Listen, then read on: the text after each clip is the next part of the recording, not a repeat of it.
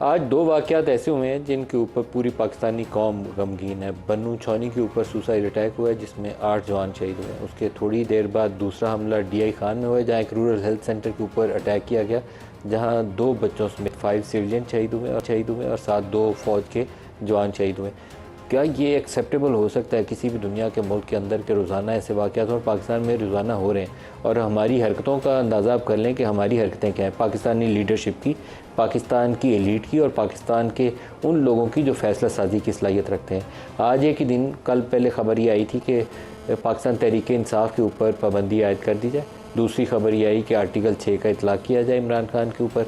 आज एक और ख़बर ये आई है कि 4 एडहॉक जजेस सुप्रीम कोर्ट में तैनात कर दिए जाएँ, क्योंकि उसकी तरजीह ये दी गई कि बैकलॉग बहुत ज़्यादा है। पाकिस्तान तहरीक इंसाफ इसकी इंटरप्रिटेशन ये कर रही है कि क्योंकि high profile political cases Pakistan Tehreek Insaf से जुड़े हुए वो सुप्रीम कोर्ट के सामने आने हैं, तो 4 एडहॉक जजेस लगाने का मकसद ये है कि सुप्रीम कोर्ट के बेंचेस की कंपोजिशन जो है उसके ऊपर असरअंदाज हुआ जा सके। ये पाकिस्तान तहरीक इंसाफ की तरजीह है। मैं उससे एग्री करूँ या ना करूँ, लेकिन एक बड़ी सियासी जमात एक ऐसे मौके के ऊपर जब सुप्रीम कोर्ट के सामने उसके केसेस लगे हुए हैं, यकीनन इसको शक भरी नज़रों से देखेगी। तो क्या ये मुनासिब है कि पाकिस्तान की जो सूरत हाल सरहदों की है उसके ऊपर हम यही कुछ करें? इंटरनेशनल मॉनिटरी फंड ने पाकिस्तान की ग्रोथ फोरकास्ट 3.5% की है, जबकि हमारे मुकाबले में इंडिया की 6.5% की है वर्ल्ड इकनॉमिक आउटलुक के अंदर। तो पाकिस्तान जहाँ पर नीचे गिरा हुआ है 2-3 सालों के अंदर -0.2, फिर 2%, अब 3.5%, और ये भी बेस्ट केस सिनेरियो है। अल्लाह ना करे कि कोई दरमियान में ऐसा एक्सटर्नल शॉक हो के ग्रोथ को मुतासर करे। तो हम करने क्या जा रहे हैं इस कौम के साथ, इस मुल्क के साथ? बहुत सोचो विचार की ज़रूरत है। और हमारे जो बड़े हैं, सियासी जमातों के रहनुमा, हमारी इस्टेब्लिशमेंट के जो चीदा लोग जिनके पास फ़ैसला साजी की सलाहियत है, हमारी जुडिशरी के वो लोग जो फ़ैसला साजी में असरअंदाज हो सकते हैं, उन सारों को कुछ ज़िम्मेदारी का एहसास करना चाहिए कि पाकिस्तान के लिए एक रास्ते का तयन करें। हम एक ऐसे गिरदाब में हैं जो हमें नीचे से नीचे ले जाता जा रहा है, लेकिन हम ये सोचे बगैर कि आउटकम क्या होगी, हम लगे हुए हैं मगन है किसी और ही दुनिया में। पाकिस्तान कहाँ जा रहा है, इस इर्रिस्पेक्टिव ऑफ दैट अपनी ईगोज़ को सेटिस्फाई करने की कोशिश कर रहे हैं। और ये वो जंग है जो हम सारे मिल के हार रहे हैं कलेक्टिवली। ये एक बंदा ना जीत रहा है ना एक बंदा हार रहा है, हम ये कलेक्ट कौम इसमें हार रहे हैं। खान साहब, PTI को बैन कर देना चाहिए। आप किसी जमात को बैन नहीं कर सकते। नहीं कर सकते। सियासी जमात का फैसला मुल्क के अवाम करते हैं। ये बहुत सी कोशिशें हुई हैं माजी में, आप हमने भी देखी है ज़िंदगी में, और हमेशा नाकाम हुई और हमेशा नुकसान मुल्क का हुआ है। ये और एक सियासी हुकूमत ये कहे कि हम दूसरों को बैन करेंगे, ये तो शिकस्त का इतराफ़ होता है कि हम बैलेट बॉक्स में मुकाबला नहीं कर सकते, हम अब ये हरकतें करेंगे। सर, ये सियासी सोच तो है नहीं, क्योंकि एक सियासी जमात को बैन करने वाली सोच अवामी लीग को किया गया था, फिर NAP को किया गया था। ये सियासी सोच का तो इसमें कोई दखल नहीं। नहीं, ये तो नाकामी है ना, ये है तो नाकामी। सही कहा, शिकस्त का। मैं हैरान हूँ कि ये सोच कहाँ से आती है। आप क्या कर रहे हैं? क्या अब अवाम को भी बैन कर लेंगे? जिनको जो आप पार्टी को बैन करेंगे, जो उस पार्टी के सपोर्टर हैं, वो आपको वोट देंगे।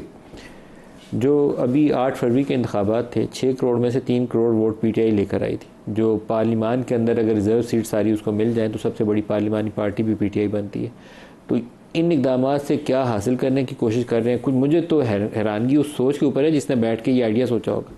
सर, आपके दोस्त हैं सर? मेरे कौन से दोस्त? जो प्राइम मिनिस्टर हैं आपके, शहबाज शरीफ, आपके शहर से आपके दोस्त हैं। आपके तो आखिर में आपकी सबसे पसंदीदा शख्सियत है वो। जाती तो वज़ीर आज़म पे है ना बात। नहीं, वज़ीर आज़म ये नहीं कहेगा फलाने वज़ीर ने फैसला किया, किसी और ने किया।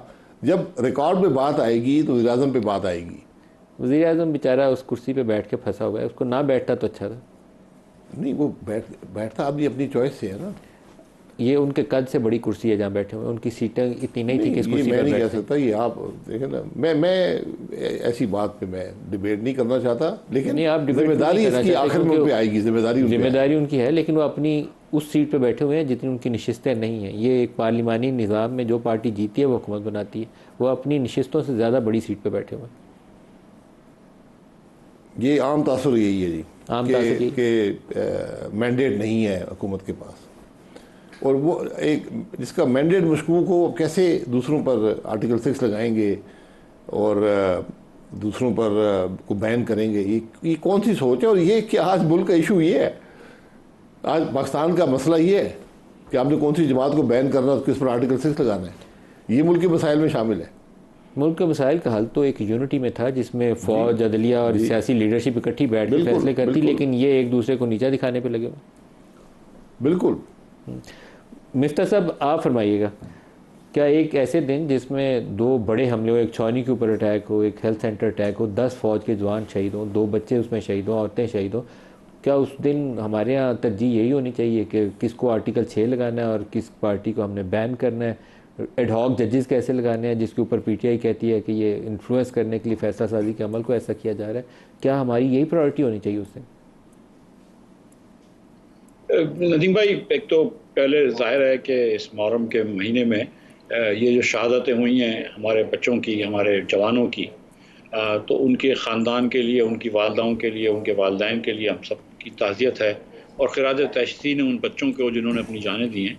और हम 1 लाख शहादतें दे चुके हैं इस मुख्तलिफ़ ऑपरेशंस में और मुख्तलिफ़ हमलों में, और अल्लाह करे कि बस हम एक मरतबा को ऐसी जामे मनसूबाबंदी करें कि ये ऑपरेशन आखिरी ऑपरेशन, और उसके बाद जो भी इसका ऑपरेशन का हल हो उसको हम मेंटेन करें, और ये मज़ीद ये तालिबान की दहशतगर्दी और दीगर और दहशतगर्दियाँ पाकिस्तान में ख़त्म हो। पाकिस्तान की मईशत भी आगे नहीं बढ़ सकती अगर इस तरह की मुतवातिर हमले होते रहें पाकिस्तान की इंस्टॉलमेंट्स के ऊपर।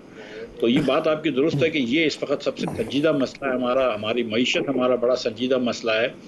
लेकिन ज़ाहिर है कि हमारी हुकूमत जो है उसको इस चीज़ का इदराक नहीं है, क्योंकि वो जैसे शाहिद भाई ने कहा कि वो ख़ुद एक मशकूक मैंडेट पे आई हुई है, तो वो बस होते खा रही है। और आपने देखा कि कल जब अता तारड़ ने ये प्रेस कॉन्फ्रेंस की है, उसके बाद एक यूनिवर्सली कंडेमनेशन हुआ इसका, और मुस्लिम लीग के भी कोई वज़ीर नहीं आए। खुर्रम दस्तगीर को मैं देख रहा था टीवी पे, खुद आके उन्होंने कहा कि मैं इसकी मुखालिफत करता हूँ। कोई भी सीनियर वज़ीर नहीं आया इनका प्रेस कॉन्फ्रेंस में। दानियाल चौधरी साहब को इन्होंने भेजा था, हमारे छोटे साथी थे जो टीवी पे आ सके। और आज मैंने सुना है कि डार साहब ये बात कर रहे थे कि यार अभी तो इत्तेहादियों से बात करनी है और फिर कानून की रोशनी में फैसला होगा। तो आई थिंक हुकूमत has taken a step back.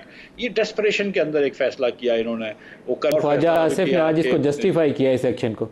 Khwaja Asif ने इसके ऊपर पूरी प्रेस कॉन्फ्रेंस की और पूरे ज़ोर शोर से इसको जस्टिफाई किया। मतलब मैं अफसोस ही कर सकता हूँ। देखें, फिर जो कल जो बात आई है सामने के 4 एडहॉक जजेस और डाल रहे हैं सुप्रीम कोर्ट के अंदर, ये मतलब जो हुकूमतें हैं उनको तो टेम्परेचर कम करके और मुफाहमत की तरफ जाना चाहिए, इंतशार नहीं बढ़ाना चाहिए। आपके ख्याल में एडहॉक जजेस को डालने की क्या साइंस हो सकती है सर इस मौके के ऊपर? जाहिर है कि आपको ऐसा लग रहा है कि 10 जजेस जो हैं वो कोई भी रिव्यू पिटिशन होगी जो मौजूदा सुप्रीम कोर्ट के अंदर, आपने देखा है कि 11 जजेस का ये फैसला था जो कि जिसने कहा कि कुछ ना कुछ सीटें पीटीआई को ज़्यादा दी जाएं, और 9 जजों ने तो बिल्कुल ये कहा, 8 ने कहा कि तरीक़ा वाज़े कर दिया, और याया अफरीदी साहब ने ईसीपी के ऊपर कह दिया कि आप ये करें।